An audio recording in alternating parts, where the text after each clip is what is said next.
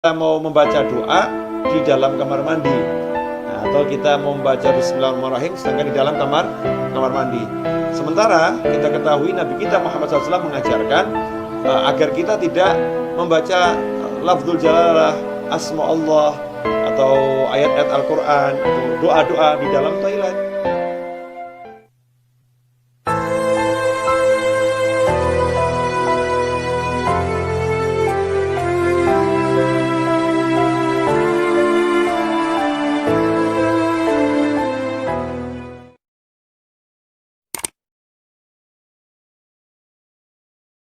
Insyaallah kita akan membahas pertanyaan masih seputar wudhu.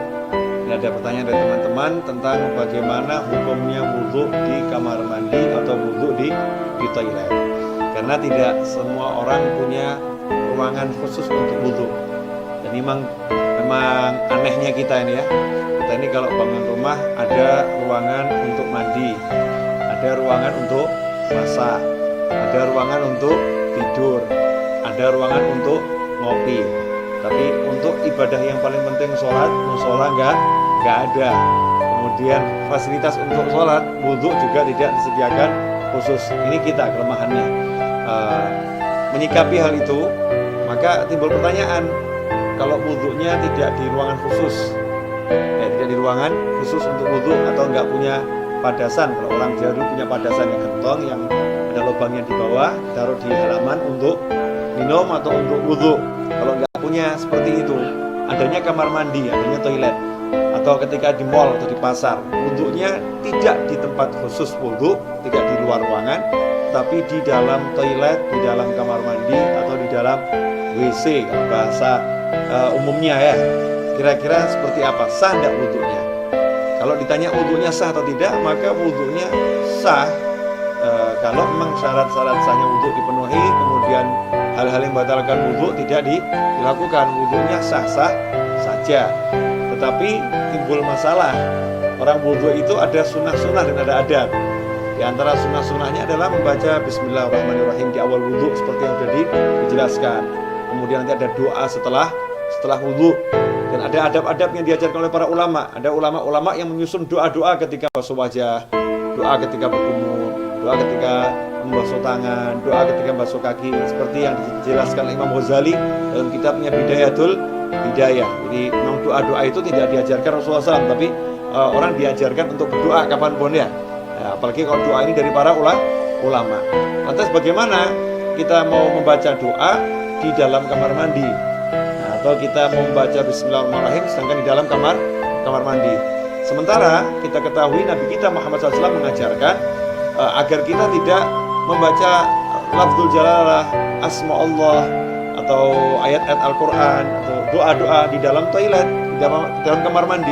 Memang apakah ada sumber hadisnya? Ada. Kita semua tahu baginda Muhammad SAW itu punya cincin, ya, punya cincin khatiman min fiddah, dari perak. Rasulullah punya cincin dari perak, yang cincin itu fungsinya sekaligus sebagai stempel, ya, fungsinya sebagai stempel. Dulu Rasulullah SAW tidak punya cincin, tidak punya stempel. Tapi ketika sahabat mengatakan, nih raja-raja yang pembesar-besar non-muslim itu kalau dapat surat tidak ada stempelnya tidak mau terima, ya, mereka tidak akan menerima surat kalau nggak ada stempelnya. Rasul pun mengikuti, kalau begitu buatkan saya stempel, ya, buatkan saya stempel. Maka dibuatkan stempel, bunyinya Muhammadun Rasulullah, ya, Muhammadun Rasulullah, ya, Allahnya paling atas, berupa cincin dari perak. Ketika Rasulullah wafat SAW, setelah wafatnya Rasulullah, cincin itu dipakai oleh Sayyidina Abu Bakar As-Siddiq radhiyallahu anhu. Setelah wafatnya Sayyidina Abu Bakar, dipakai oleh Sayyidina Umar ibn Khattab. Kemudian dipakai oleh Sayyidina Utsman bin Affan radhiyallahu anhu.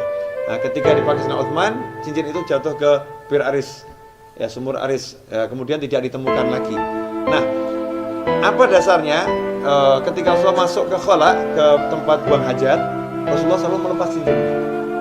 Jadi ketika masuk ke tempat buang hajat, Rasulullah SAW selalu melepas cincinnya, karena di cincinnya itu ada tulisan Muhammadun Rasulullah. Kalau membawa tulisan aja tidak dianjurkan, apalagi mengucapkannya. Yang membawanya aja tidak dianjurkan, apalagi mengucapkannya. Berdasarkan hadis tersebut, yang diriwayatkan oleh Imam Al-Hakim ya, dalam kitabnya Al-Mustadrak Al-Sahihain. Di situ beliau menyatakan anna Rasulullah labisa khatiman naqsuhu Muhammadur Rasulullah fakana idza dakhala al-khala wada'ahu.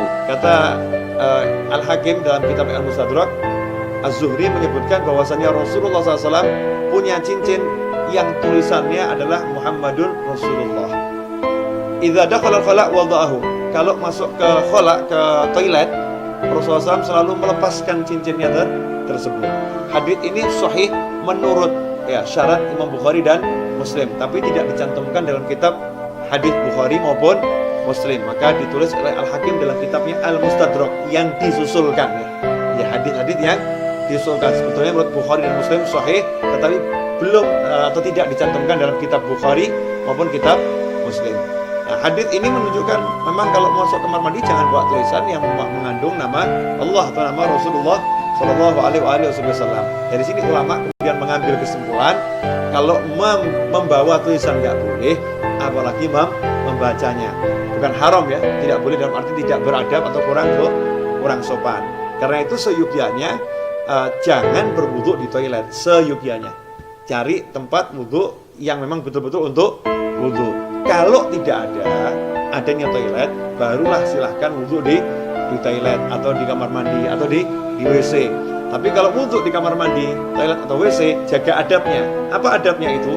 Ya satu, jangan membaca asma Allah, cukup dibaca di dalam hati. Atau sebagaimana dengan doa setelah wudu, ya doanya dibaca di luar kamar mandi. Jadi selesai wudu langsung keluar baca doa setelah wudu. Atau bismillahnya dibaca di luar dulu. Bismillahirrahmanirrahim, masuk langsung wudu juga. Nah, dengan begitu maka sunnahnya tidak hilang, tetap bisa melaksanakan sunnah-sunnah yang dianjurkan oleh Nabi Muhammad Sallallahu Alaihi Wasallam. Insyaallah sedikit ini barokah, dan jangan kemudian jadi jalan justru. Oh berarti wudu di toilet gak apa-apa. Oke deh, kita wudunya di toilet aja ya. Jangan seperti itu. Usahakan wudu di luar toilet agar bisa melaksanakan banyak sunnah.